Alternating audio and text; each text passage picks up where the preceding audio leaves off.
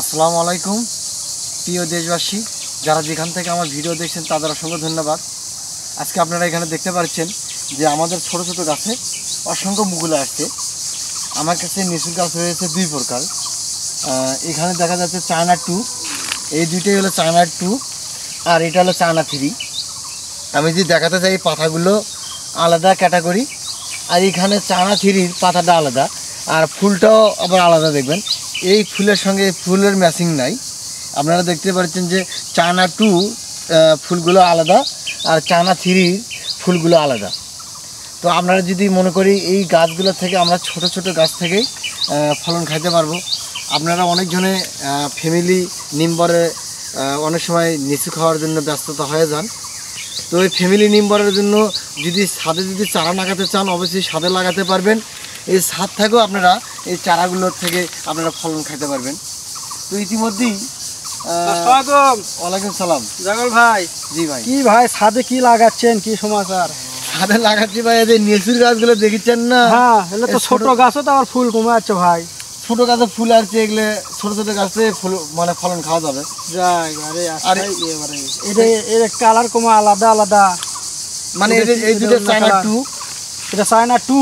হ্যাঁ, আর চায়না 2 আছে এখন। চায়না 2 আছে। চায়না 2 পাতাগুলো দেখেন কেমন। China 2, China 3। হ্যাঁ, চায়না 3 আবার এটা। আচ্ছা, আর ফলন মানে চায়না 3 তো খাইছি, 3টা তো ভালোই লাগে বেস্ট, কিন্তু চায়না 2 তো খাইনি। 2-র কি রকম ফলন? 2-র ফলনটা হলো কি রকম মজাদার? এই চায়না 2-র মানে দাঁড়গুলো হবে বড় বড়, মানে আমাদের যে কাঁঠালের যে দাঁড়গুলো এরকমের দাঁড়ের মতন হবে এটা। হ্যাঁ, এটা সর্বোচ্চ নাশ প্রান্তে হয় এটা। এটা বিশেষ করে আপনার দিনাজপুর উত্তর এলাকায় এই লিচুটা আবাদ করে থাকে বেশিরভাগ। এটা নাশ সেজনে পাওয়া যায়। আর চায়না 3টা আপনি তো খাচ্ছেন। হ্যাঁ, এটা তো জানি। এটা মোটামুটি ভালো। দর্শক দেখেন তাহলে চায়না 2 আর চায়না 3।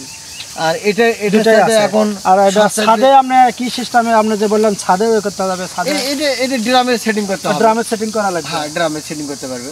তাহলে ছাদে যারা বাসায় যারা হলে শহরে যারা থাকে আর কি, হয়তো শহরে থাকে না যারা, হয়তো ছাদের উপরে আপনারা একটা ড্রাম সেট করে মাটি তুলে সার পাশ দিয়ে মিক্স করে ওটা গাড়তে হবে আর কি। হ্যাঁ, ওখানে গাড়লে ওখান থেকে ফল হবে। হ্যাঁ, ওখান থেকে ফার্স্ট ক্লাস ফলন খেতে পারবে।